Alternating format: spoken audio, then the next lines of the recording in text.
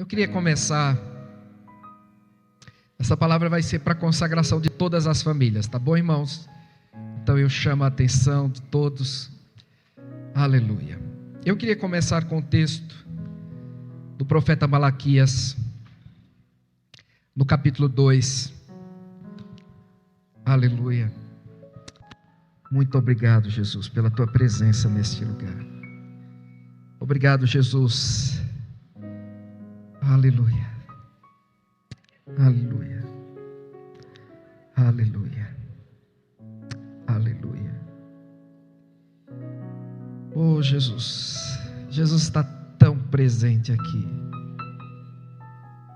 Ele se agradou tanto desta manhã.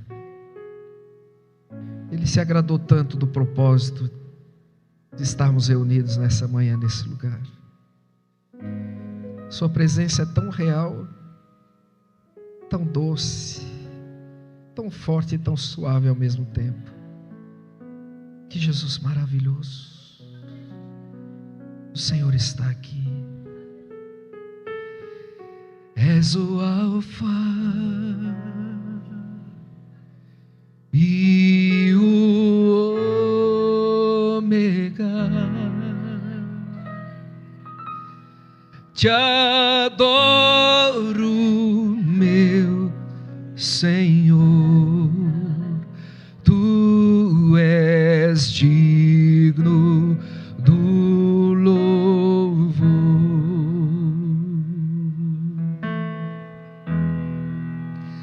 És o Alfa e o Ômega. Te adoro, meu Senhor. Tu és digno do louvor.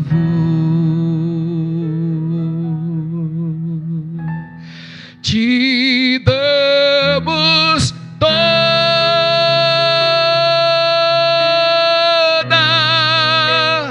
glória. Te adoro, meu Senhor. Tu és digno do louvor. Nós te damos toda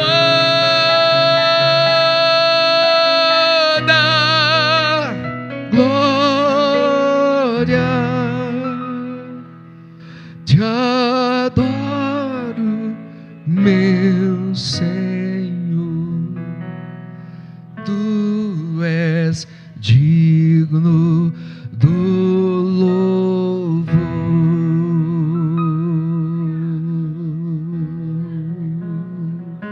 Aleluia. Aleluia.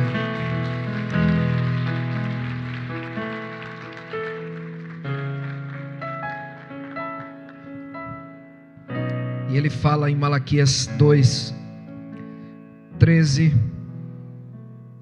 ainda fazeis isto, cobris o altar do Senhor de lágrimas, de choro e de gemidos, de sorte que ele já não olha para a oferta, nem a aceita com prazer da vossa mão. E perguntais: por quê? Porque o Senhor foi testemunha da aliança entre ti e a mulher da tua mocidade, com a qual tu foste desleal, sendo ela a tua companheira e a mulher da tua aliança. Queridos casais, queridas famílias, é o próprio Deus que é testemunha da aliança que nós fazemos. A gente sempre diz nos encontros, quando a gente tem essa oportunidade: o que passou, passou. Alguns de vocês podem ter vindo de alianças quebradas no passado, um divórcio, alguma coisa assim difícil. Ou alguns dos irmãos aqui podem ter vindo de divórcios, coisas difíceis. Isso já deve ter sido trazido diante de Deus. Deus odeia o divórcio. Há algumas implicações, algumas exceções em relação a essa experiência. Porém, o firme fundamento é de que Deus é testemunha desta aliança. Amém? Hoje nós vamos renovar os nossos votos diante do Senhor. Os casais vão renovar os seus votos diante do Senhor.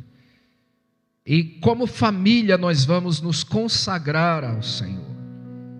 Consagrar a nossa casa ao Senhor. E eu já adianto, não fique triste se um filho não está aqui, se um marido não está aqui, se a esposa não está aqui. O importante é que você está aqui.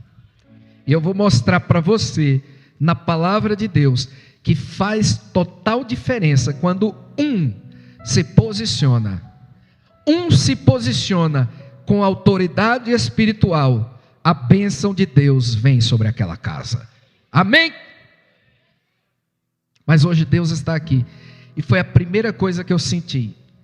E eu não ia usar esse texto, eu não ia começar com esse texto, mas enquanto o louvor estava ministrando, eu senti uma presença solene de Jesus nesse lugar.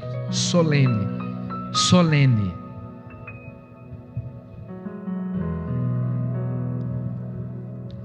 Deus respeita. Entendam a expressão que eu estou usando. Deus respeita o casamento. Deus honra o casamento. Ele vem como testemunha. Ele vem como testemunha. Na nossa sociedade há uma lei. E para você ser casado de fato, você vai ao cartório, como todos vocês já foram. E estão casados de fato. E ali Deus também já veio testemunhar a união. Mas neste dia aqui, vocês estão fazendo algo de extrema importância, que é vir diante da igreja do Senhor, diante de uma autoridade espiritual, e dizer: eu quero a bênção de Deus sobre o meu casamento, sobre a minha união. Amém? Então Jesus está aqui. Eu não seria testemunha formal de um casal que eu não conhecesse, que eu não tivesse alguma ligação. Não é assim? Quando alguém nos chama para ser testemunha de um casamento, principalmente no cartório, já que só pode escolher duas, não é assim? Você escolhe a dedo, né? Pois é, pois Deus está aqui como testemunha. Aleluia, glória a Deus. Mas eu gostaria de, além de introduzir com essa palavra de Deus como testemunha, gostaria de trazer algumas coisas muito importantes a partir do texto de 1 Crônicas, capítulo 13. Se você tem a Bíblia, abra por favor, 1 Crônicas, capítulo 13. Alguns de vocês tiveram oportunidade de vir em algum dos encontros de casais, ou nos 3 encontros, né? Alguns tiveram essa oportunidade. E hoje é dia de renovação. Aleluia. Eu comprei uma aliança nova para minha esposa, mas não ficou pronta. Mas no próximo domingo a apóstola Raquel vai estar aqui e eu vou pedir para ela abençoar a nossa aliança, né? E vai estar bem pertinho do nosso aniversário de casamento, de 18 anos de casamento. E graças a Deus que ela disse que casaria de novo comigo. Isso é um ótimo sinal, né? Graças a Deus. Em 1 Crônicas 13, nós vemos que Davi, o rei Davi, ele se dispõe a trazer a arca de volta para Jerusalém. Onde estava a arca da aliança? O que era a arca da aliança? Preste bem atenção. Deus havia dado instrução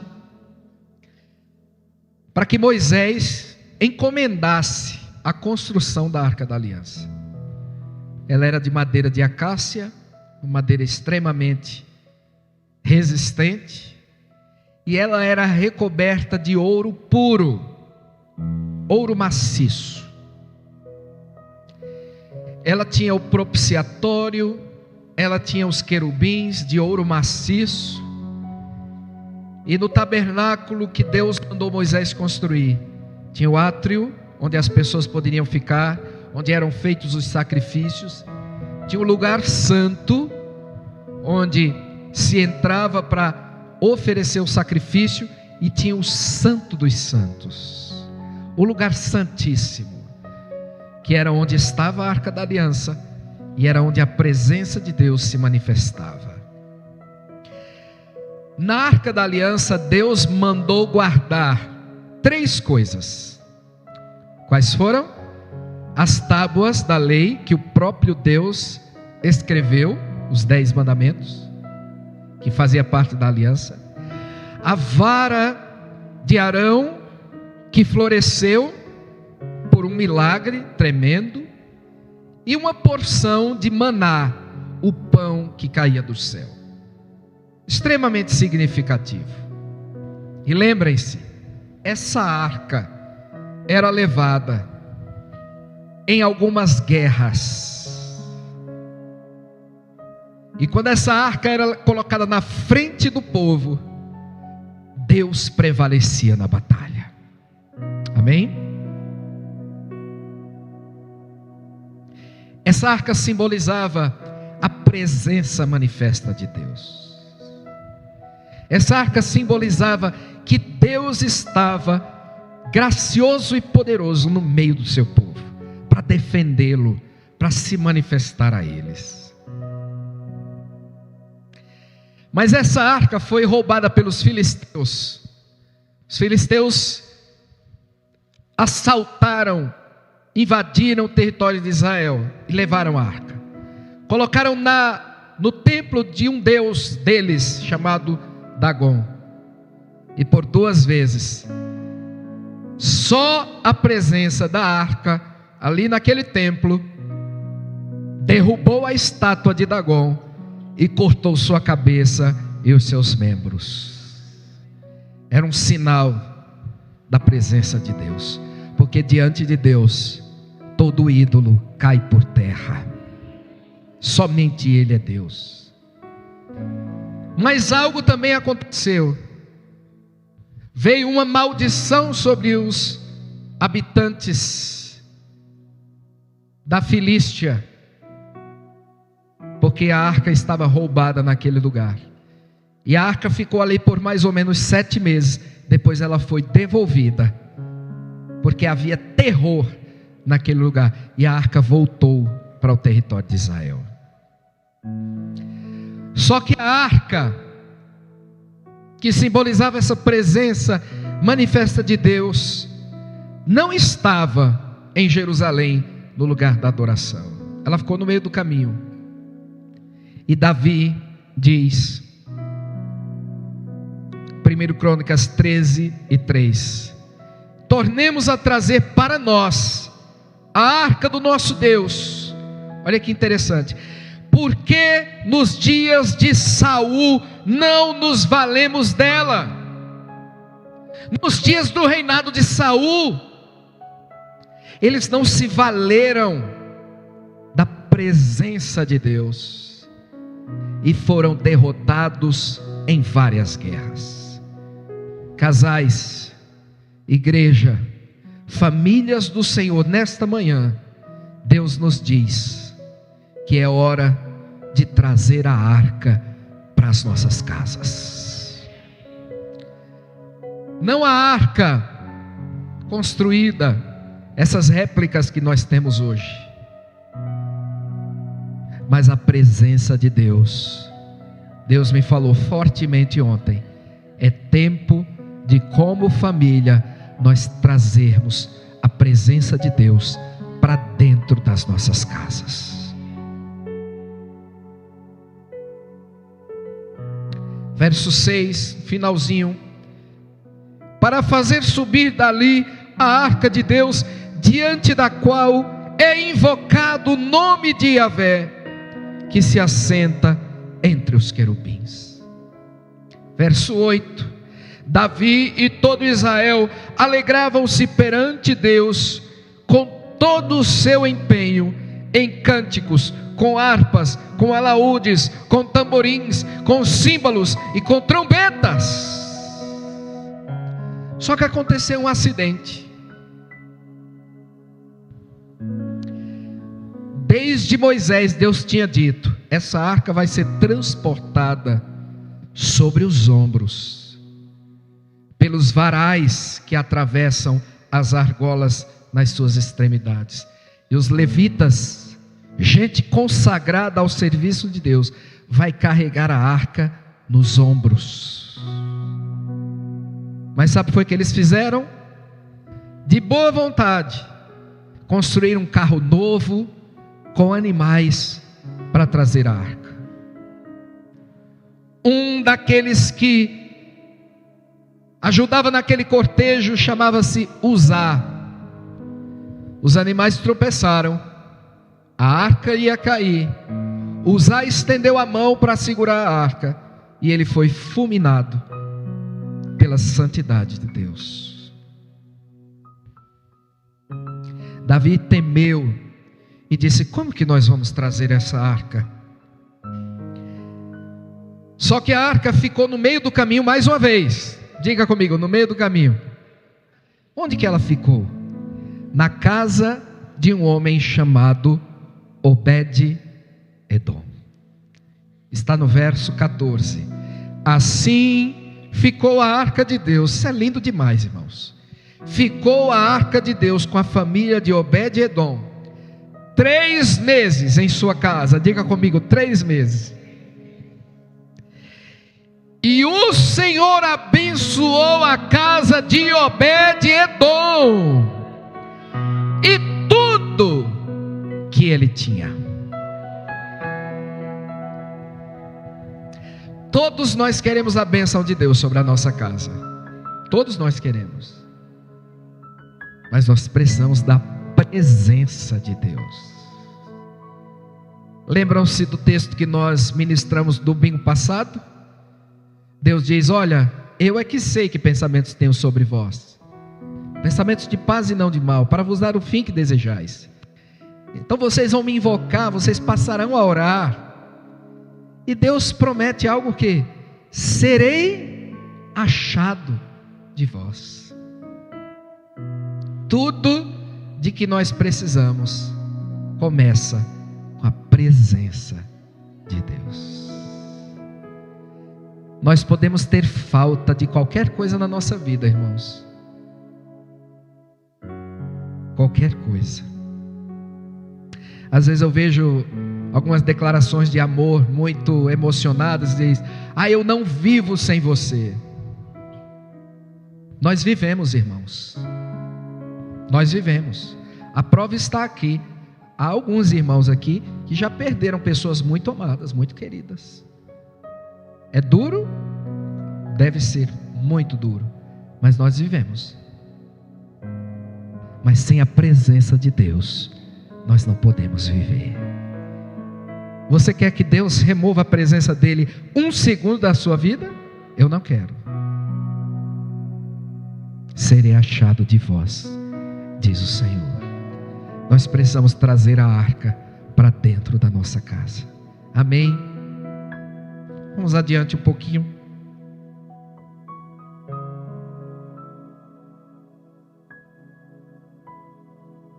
É bonito,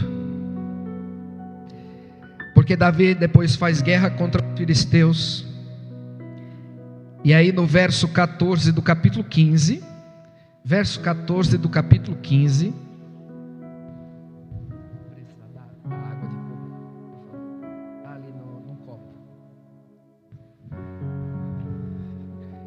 verso 14 do capítulo 15. Obrigado. Veja que coisa bonita. Santificaram-se, pois, os sacerdotes e os levitas, para fazerem subir a arca do Senhor, Deus de Israel. Quem era que Deus tinha ordenado carregar a arca? Os levitas. Então o que é que está acontecendo aqui? Preste bem atenção. Davi está colocando em prática a forma que Deus havia ordenado, que era o correto, trazer a arca. Diga a forma correta. Então ele santifica sacerdotes e levitas para fazerem subir a arca do Senhor. Verso 15: e os filhos dos levitas trouxeram a arca de Deus aos ombros, pelas varas que nela estavam, como Moisés tinha ordenado, segundo a palavra do Senhor. Era o modelo divino de trazer a arca. E foi muito lindo. A arca entrou em Jerusalém, foi levada para o tabernáculo, aquela maravilha. Todo mundo se alegrou. Davi se alegrou sobremaneira. Ele dançou, possuído pelo Espírito de Deus. E então ele designou levitas para estarem sempre diante do Senhor. Veja 1 Crônicas 16, 4. Designou entre os levitas os que haviam de ministrar diante da arca do Senhor, e celebrar, e louvar, e exaltar o Senhor, Deus de Israel. E Davi então deixou a arca diante do Senhor. E no capítulo 17, vocês estão me acompanhando, não estão? Eu quero chegar num ponto. No capítulo 17, minha esposa um dia desses pregou sobre esse texto. No capítulo 17, Davi propõe a Deus, Deus não pede a ele, ele propõe a Deus construir um templo, uma casa para abrigar a arca da aliança, não é? Todos nós conhecemos essa passagem. Davi diz o quê? Eu moro numa casa tão boa, feita de cedros, e eu imagino como era majestosa a casa do rei Davi, o palácio do rei Davi. E Davi, irmãos, com todos os defeitos que ele tinha, lembrem-se, ele era um homem segundo o coração de Deus. Ele amava Deus. Ele amava Deus. E ele diz: Deus, eu quero construir um templo, eu quero construir uma casa para fazer repousar a tua presença. Tanto que Davi amava a presença de Deus. E Deus diz: você não vai construir não, você é um homem de muito sangue nas mãos, você fez muitas guerras, seu filho Salomão vai construir. Mas veja a oração que Davi faz. E aí é onde eu quero falar, que ainda que uma só pessoa dentro da família, preste muita atenção, se uma só pessoa dentro da família se levantar para buscar a Deus e fazer uma aliança com Deus, é com essa pessoa que Deus vai ser fiel e vai abençoar toda a sua casa. Vocês me ouviram? É com essa pessoa que Deus vai ser fiel e vai abençoar essa casa. É com essa pessoa que Deus vai ser fiel e vai abençoar a sua casa. É com essa pessoa que Deus vai ser fiel e vai abençoar sua casa. É com capítulo 17, verso 24. Estabeleça-se e seja para sempre engrandecido o teu nome, e diga-se: Yahvé, Senhor dos exércitos, é o Deus de Israel, é Deus para Israel, e a casa de Davi, teu servo, será estabelecida diante de ti. Eu quero que os homens repitam após mim com voz de quem está decidido. Todos os homens, casados, não casados, todos os homens nesta casa, repitam comigo: estabeleça-se e seja para sempre engrandecido o teu nome, e diga-se: Yahvé, Senhor dos exércitos, é o Deus de Israel, é Deus para Israel, e a casa de, diga seu nome, agora repita essa frase dizendo seu nome, e a casa de Wagner, não, seu nome, entenderam, homens? Vamos repetir essa frase e você põe o seu nome. E a casa de teu servo será estabelecida diante de ti. Amém? Agora, esse próximo verso eu quero que todos repitam depois. Eu vou ler primeiro. Verso 27. Ele foi rema no meu coração para todo esse momento. Olha a oração de Davi.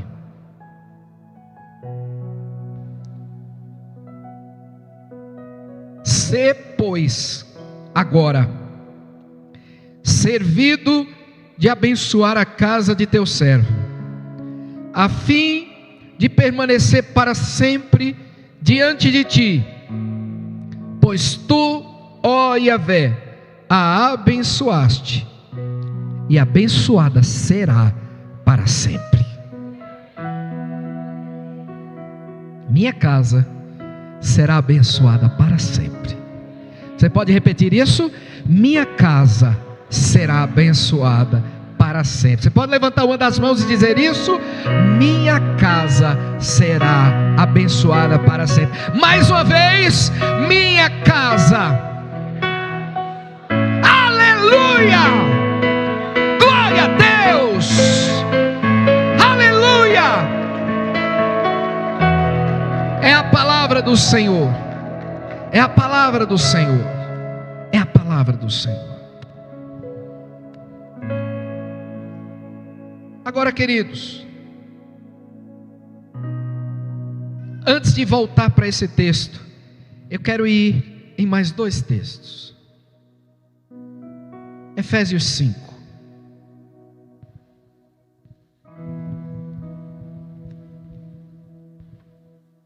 Efésios, no capítulo 5. Aleluia. Há uma presença de Deus nesse lugar. Deus ama a família. Deus planejou a família.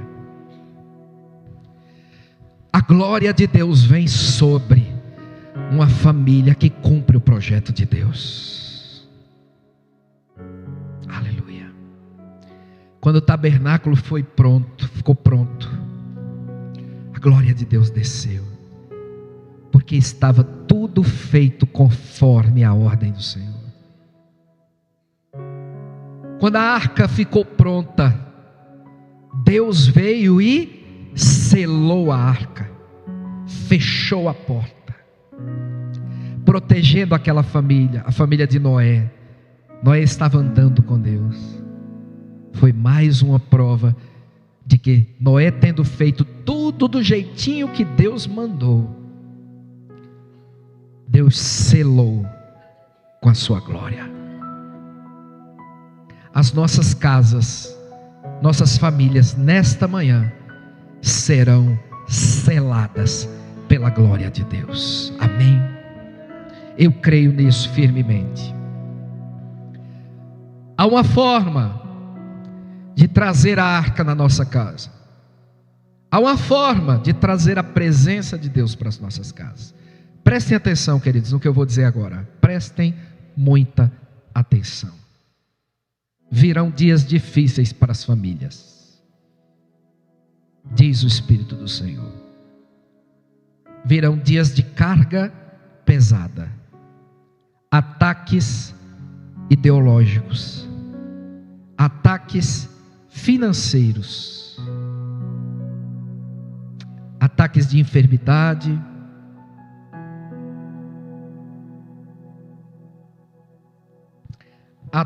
embates legais, de intervir no que os pais ensinam aos seus filhos. E neste tempo Deus nos está dizendo que tragam a arca para dentro de suas casas, porque ela será instrumento de vitória. Sempre lembrando, queridos, quando eu digo trazendo a arca, não é o instrumento em si, é a presença de Deus. Mas prestem atenção no que eu vou dizer: a presença manifesta de Deus, porque a presença de Deus está em todos os lugares. A presença de Deus está na nossa vida, nós que nascemos de novo, sim ou não? E a presença de Deus está em todos os lugares porque Ele é onipresente, sim? Mas a presença de Deus manifesta é diferente, entendem? A arca simbolizava a presença manifesta de Deus, e é isso que nesta manhã Deus está dizendo: gerem, tragam a manifestação da presença dentro das casas. Eu repetiria isso 1000 vezes, eu espero que você guarde: tragam a presença manifesta de Deus dentro das casas. Assim como para trazer a arca tinha um modelo divino, era sobre os ombros, eram os levitas que traziam, para trazer a presença manifesta dentro das nossas casas. Hoje, como igreja, nós, sendo os templos do Senhor, também há um modelo. E Paulo fala um pouquinho desse modelo, e parece com os textos em que Davi traz a arca, porque a arca foi trazida com júbilo, com cânticos, com exaltação a Deus e com sacrifícios, não foi isso? Com oferta para Deus. E aqui Paulo diz aos Efésios, no capítulo 5 e no verso 18, ele diz assim: não vos embriagueis com vinho,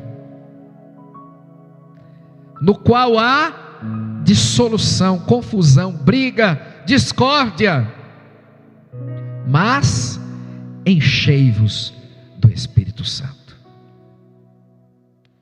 Qual é o sinal de um homem e de uma mulher cheios do Espírito Santo? A presença manifesta de Deus na sua vida e aonde ele vai. Paulo diz: há um modelo. Como é que nós vamos ser cheios do Espírito Santo? Verso 19, se você tem a Bíblia aberta, leia comigo por favor.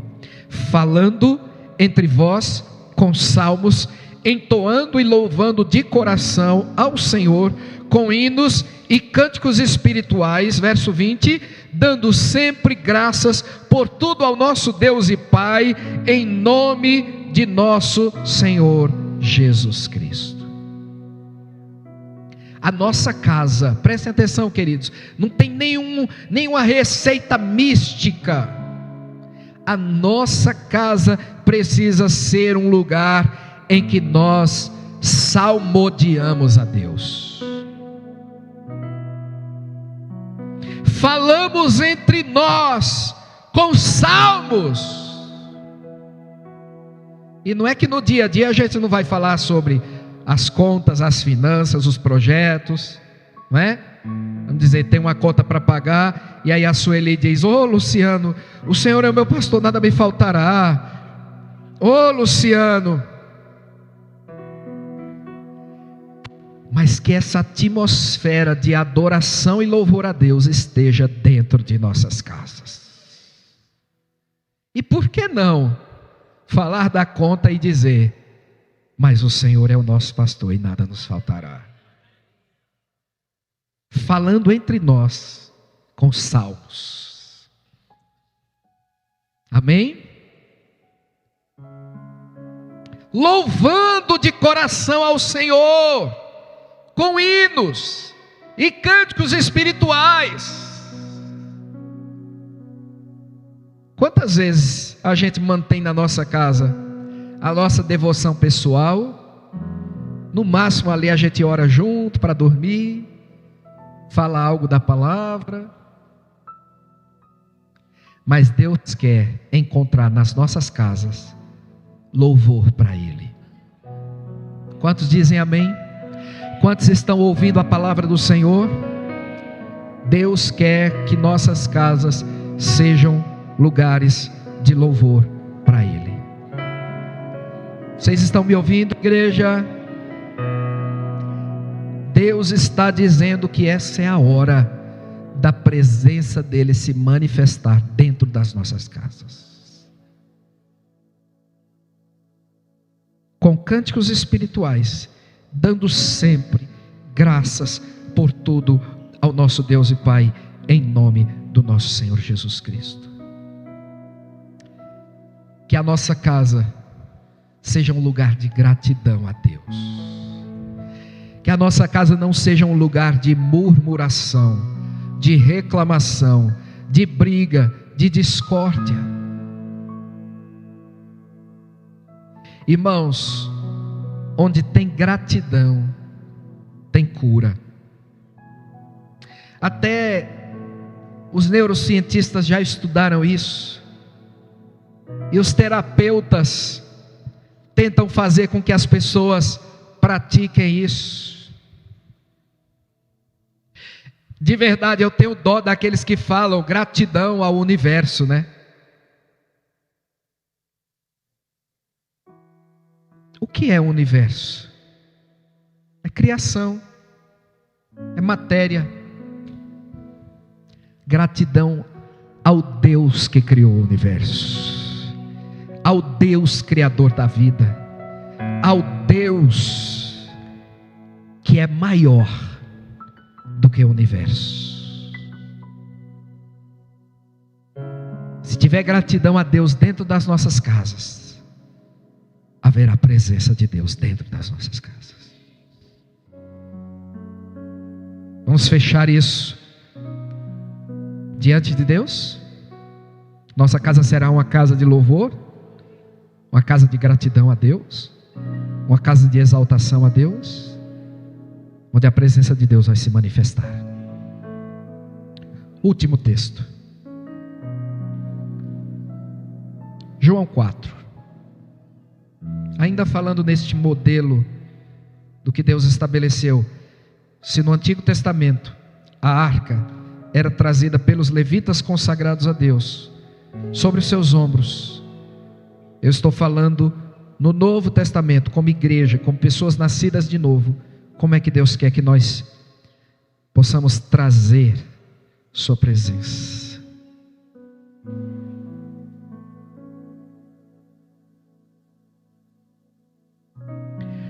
João 4. Aleluia. Tua presença, Jesus, está nesse lugar.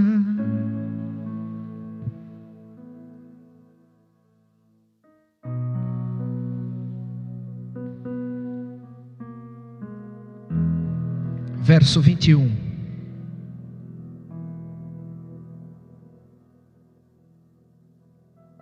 Disse Jesus: mulher, podes crer-me que a hora vem, quando nem neste monte, nem em Jerusalém, adorareis ao Pai.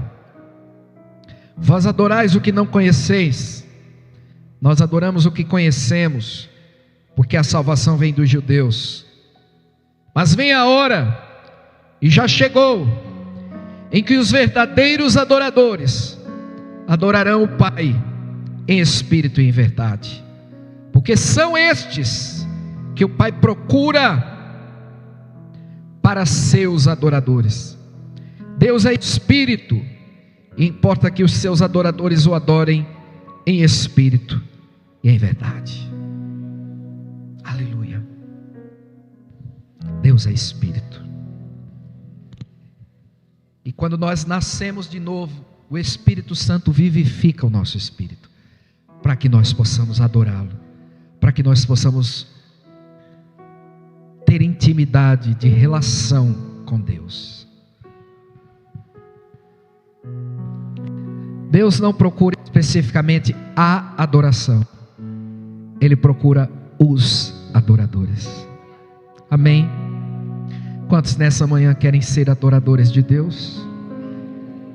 Esse é o modelo bíblico para nós trazermos a presença de Deus para dentro das nossas casas. Quantos querem isso?